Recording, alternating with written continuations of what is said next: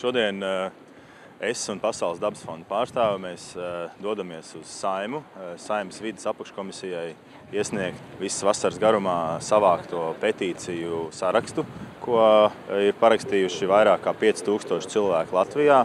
Noteikti tas skaits aug ar katru dienu, jo parakstu vākšana netiek apstādināta, bet internetā Pasaules dabas fonda mājaslapā to var izdarīt līdz nākamā gada beigām, kad joprojām tiek izskatīts un pieņemts šis lauksaimniecības jautājums. Šodien mēs arī Saeimā šīs apakškomisijas locekļiem palūgsim, lai ielej tīrā jūras ūdens akvārijā ielej minerālu mēslu kompleksu un veiksim tādu nelielu eksperimentu Vecrīgā, SEB bankas filiālē, Kaļķu un Vaļņu ielas krustojumā būs 2 akvāriji izstādīti. Vienā tīrs jūras ūdens, otrā jau būs jūras ūdens ar šo minerālu mēslu kompleksu, kur es ieliešu tur iekšā. Un tad līdz pat mēneša beigām cilvēkiem būs iespēja pavērot, kas tad notiek šajos abos akvārijos. Respektīvi vienā saglabājās tīrs ūdens, otrā aļģis pastiprināti vairosies un līdz ar to arī sāksies šis eitrofikācijas process.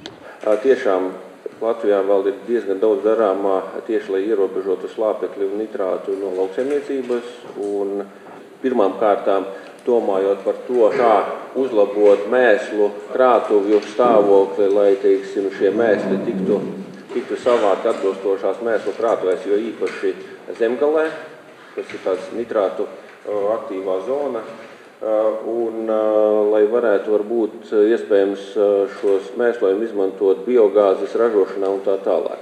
Ir tomēr nodarbināts un ir varbūt jāpiestrādā pie tā, kas ir labas lauksaimnieciskās prakses ievērošana vai neievērošana, un attiecīgas arī sankcijas. Es domāju, ka ir jāatbalsta kaut vai šī rudens aruma, piemēram, samazināšana, jo es pieļauju, ka, atstājot līdz pavasarim neuzārtu šo lauku, šī slāpekļu fosforu ieneses samazināsies. Noteikti nevaram teikt tā, ka tas lauksaimnieks ir tas ļaunais vai ne, un tā tālāk nebūtu, jo daudz saimnieku ļoti atbildīgi, daudz ļoti rūpējās par to, lai apkārtne būtu kārtībā un tīra, bet tajā pašā laikā dažreiz ir situācija, ka pietrūkst šie instrumenti, un ja instrumenti pietrūkst, tad varbūt šajā pašā brīdī varbūt tas lauksaimniecības produkcijas ražotājs, viņš ir palicis, es gribētu, bet man ir vajadzīgs papildus finansējums, lai es to izdarītu, bet tāda nav.